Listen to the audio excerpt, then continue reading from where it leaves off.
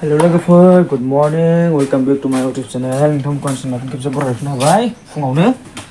दिनै मिनि ब्लगाव नोंथांमोनखौ बरायनाय थाबाय मिनि ब्लग भिडिअजों।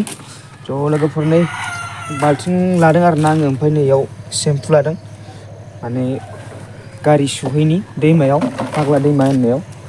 ज' लोगोफोर लोंफाबाय थादो गासिबो।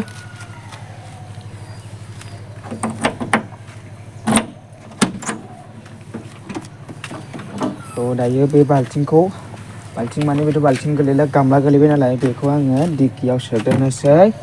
हाबजागोन ना हाबजाया जेनेबा नै दिग्गिया एसे फिसा जाबाय, जेने तेने मेनेज खालामनांसिगोन। आदसा बे बाल्थिङा हाबजानाय नंला आरोना, बेयाव दिग्गिया एसे फिसा। थ' बेखौ गेजेरावनो दरजा गेजेरावनो दोननोसै। बाल्थिंखौ बेयाव दोननानै लाबाय। दायो बेनिफ्राय गारिखौ स्टार्ट होनानै लानि आरो बैथिंजाय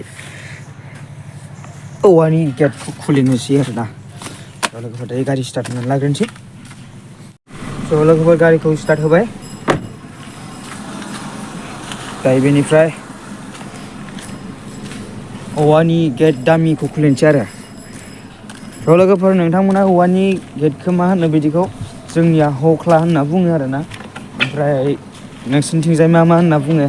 थ' गाइस कमेन्टआव खोन्थाहरदो। हख्ला होनो आरोना जोंनिया बेबायदि औवानि होनायखौ। नोंथांमोननिया मा होनो खोन्थाहरबानो जाबाय कमेन्टआव।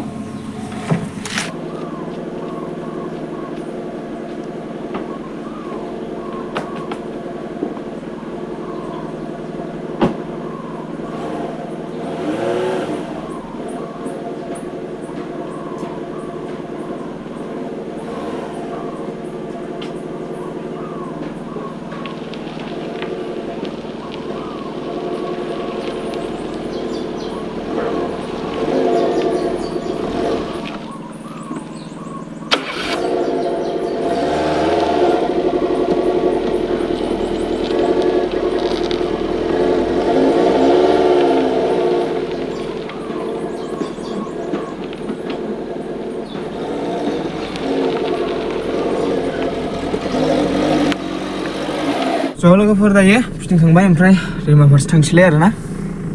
नैबे जोंनि बिथिं जोंहानि न', ओमफ्राय बिथिं आयंलाहानि न'। नैबे बारि बागानफ्रा आयंलाहानि गोजा आरोना।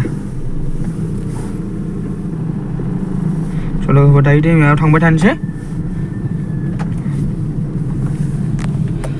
ला ला ला ला ला ला ला ला ला ला ला ला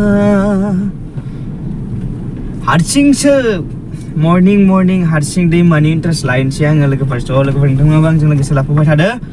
थांबाय थानि दायो बेबायदिनो मिनि ब्लग बा फुल ब्लग नोंथांमोननिसिम लाबोबाय थागोन आरोना आङो।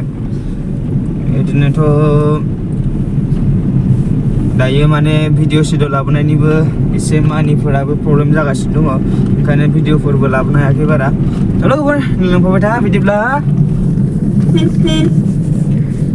नै बिथिंजा टाउन थांबाय, बेनिफ्राय बिथिं जोंनिया सक थांगोन आरोना, जावलिया सेन्टार होननाय।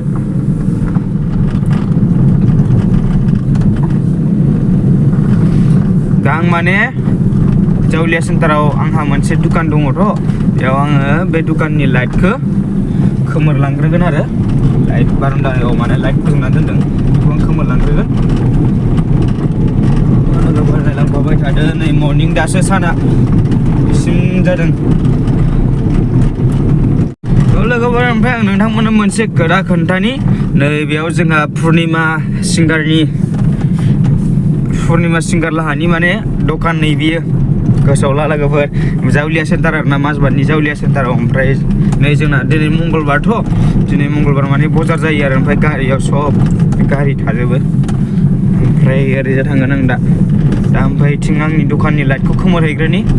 आंबो बिदिनो एसे फिसा फिनला दखान होयो आरोना। लोगोफोर नोंथांमोना नुबा मिथिसिगोन। आं बारान्दानि लाइटखौ खोमोरनानै थांनि। लोगोफोर ओमफ्राय आंना जोबथा एकदमबारे लास्टाव आरोना दखाना नै बेनो आंना दखाना लोगोफोर दायो कारेन्ट गैया होमबाबो आं बार'न्दानि लाइटखौ खोमोरना गालांनि आं दा माने दा गारि सुनानै मानानै इदिनो लेट जागोनथ' दखानाव फैनाया ओंखायनो आं माने लाइटखौ खोमोरना गालांनोसै आरो लाइटआ दायो माने गैया जोङाखै कारेन्ट गैया नालाय लोगोफोर दायो आं दखानखौ खुलिनानै सुइच खोमोरना गालांनोसै आरो ना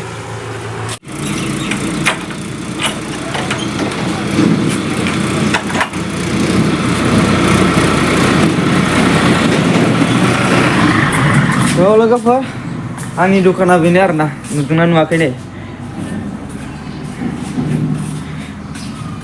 QR code सोरबा फैसा सोना हरदो लोगोफोर बेनिफ्राय नै आंना दखाना बेसो थ' नोंथांमोना नायना मिथिखाबाय खोमा मा दखान ओरैनो मेथाइ माबानि दखान नङा आरो ना आंना दखाना बेसो नै स' दावहादो बर' हेल्थ केयारसो आरो ना लोगोफोर भिडिअ थांबाय थानोसै बेनिफ्राय बाल्थिं मोनसे लांफानि बेखौ लांफादेरनोसै गारि सुनो बिदिब्ला ओंखारलांसै दैमा फारसे ना लोगोफोर नोंनिफ्राय गासिबो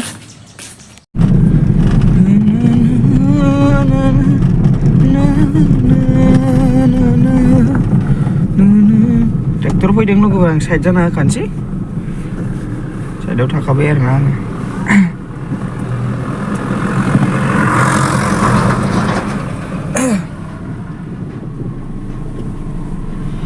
फागुन दाननि थिं थिं सान्दुङाव साथा हमनानै देलाय देलाय बबेयाव थांनो नायफिना मानो ओइ सना देलाय देलाय बबेयाव थांनो नायफिना मानो जेरावखि थाङा लाइमोन सिख्लाखौ जेरावखि थाङा लाइमोन सिख्लाखौ लिरिक्सखौ रोंजोबा लोगोफोर होमबाबो इन्टारेस्टनि खनबाय आरो ना माने आं मोनफैबायानो दैमाखौ हमारा जावलिया सेंटर का सामने आसपास का गाँव होननायसो जाहैबाय हिन्दीबो रायलायनो रोंजोबा बारा लोगोफोर दैमाखौ आं मोनसिगोन आरो ना मोनबायानो होनदो माने गामिया मोजाङानो एसे गय बागानफ्रा बरिया जाबांबाय नै इथिंबो हौवाफोरा माने एकदम बरिया छोटा मोटा गाव एकदम मोजां आरो ना मोनफैबाय आं फाइनालि दैमाखौ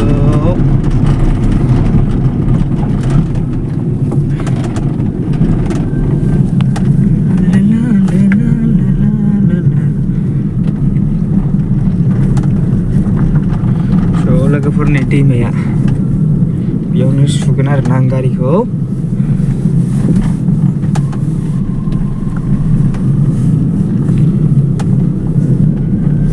माय गड मोदानदों नामा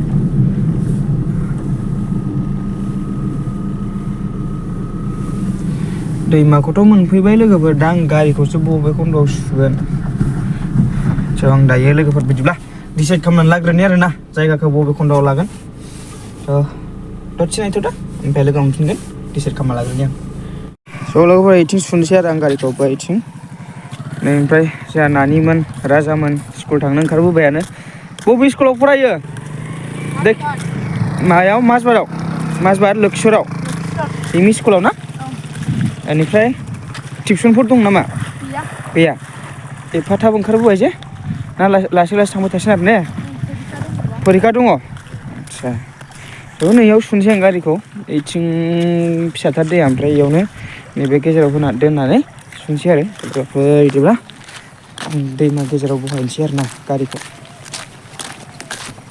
क्लास बेसेबां राजा 6 दे मोजां फराय दै दायो आं गारिखौ बहायना लाग्रोसै बेयाव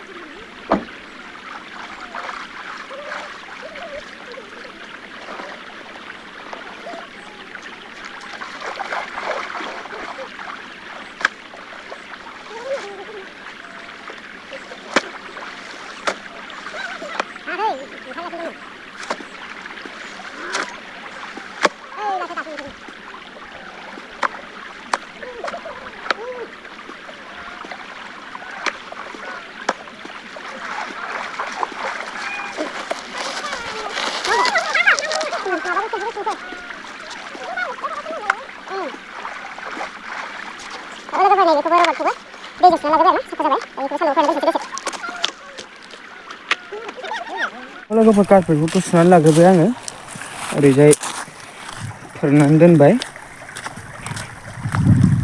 जायगाया मोजां नङा नालाय ओंखायनो इयावनो ओरैनो फोराननानै दोनथ'बाय आरो ना ओमफ्राय नैथिं माबाखौ जेनेबा जि बायदिखौसो सुनो हाला नालाय ओंखायनो आरो बे सिङाव थानायखाय एसां मैलाबो जाखाया बेखौ इयावनो फोरानना दोनबाय दायो इनिफ्राय खेबसे सिम्पोल माने दैखौ सारना लाग्रोजोबनोसै जाहाथे बे माबाफ्रा मैलाफ्रा रुइनायनि आरो ना चल' बे गारिया माने एफा मैला जादोंबा मैयायो माने आं फंबायखौ रौतायाव दोननायमोन रुमाव जोंहा फंबाय माने ITI कर्सनि थाखाय रौतायाव थाहैबाय आरो रुमाव ओंखायनो आं मालखौ दोनदोंमोन बेनिफ्राय जा स्टेसन रड थांनाय लामाया स्टेसन थांग्रा लामाया जेनेबा गोदान खालामगासिनोथ' बेयाव दै होबाय थादों नालाय लामायाव ओंखायनो लामाया एकदमबारे हाब्रु गोजा जानानै दं गारिया सेस हाब्रु जानानै फैजोबदों लोगोफोर दायो आङो प्लेन दै सारना लाग्रोजोबनोसै आरो ना गारियाव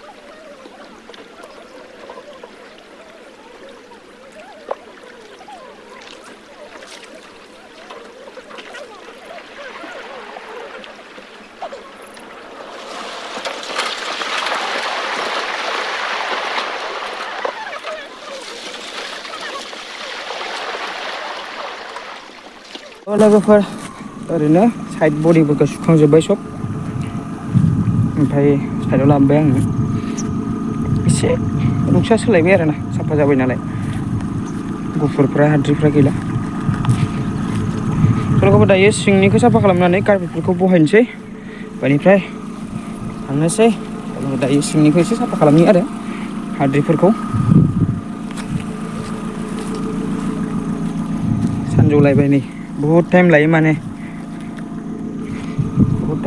गारिखौ सुनायाव सिंनि माने एसे सुजोब्बाय आङो माने सिंनि मैलाफोरखौबो हाद्रिफोरखौबो ओमफ्राय सकेट जाम्पार माबिनि सब माने हान्थु खरायलायनानै सुबाय आरो ने हान्थुआनो गोजा जाबोलायबाय लोगोफोर बिदिबा सिंनिखौ हुगारबावनोसै ओमफ्राय थांबाय थानोसै स' लोगोफोर माने साफा खालामखांबाय आरो सिङावबो नै स' ओमफ्राय दायो कारपेटफोरखौ बहायनोसै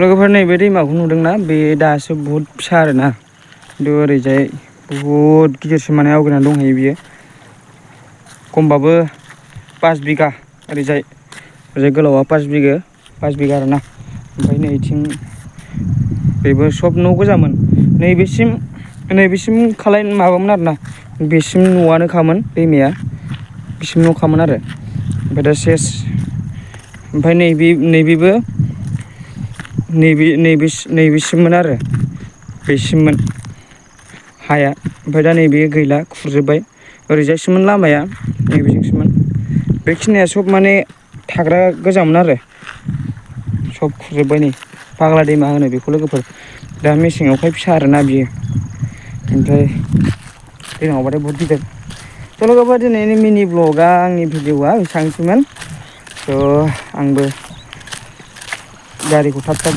माबानानै काबिखौ होनानै थांसै ओमफ्राय ओंखाम जानानै दुगैनानै दखानाव थांसै लेट जाबाय आरो टाइमाबो आं ओंखारबोनाया एसे लेट जाखादों मर्निंआव फैदोंमोन होनबाबो माने गोबाव लायो नालाय गारि सुनाया थ' लोगोफोर बिदिब्ला दिनै भिडिअआ एसेनोसैमोन रिल्स बायदिसिनाफ्राव लोगो मोनबाय थागोन आरो ना नोंथांमोना बयबो सापर्ट खालामबानो जाबाय फेसबुकखौ फल' खालामना होबानो जाबाय ओमफ्राय इउटुब चेनेलखौ साबसक्राइब खालामना होबानो जाबाय बिदिब्ला लोगोफोर दिनै भिडिअआ एसेनोसैमोन बाय बाय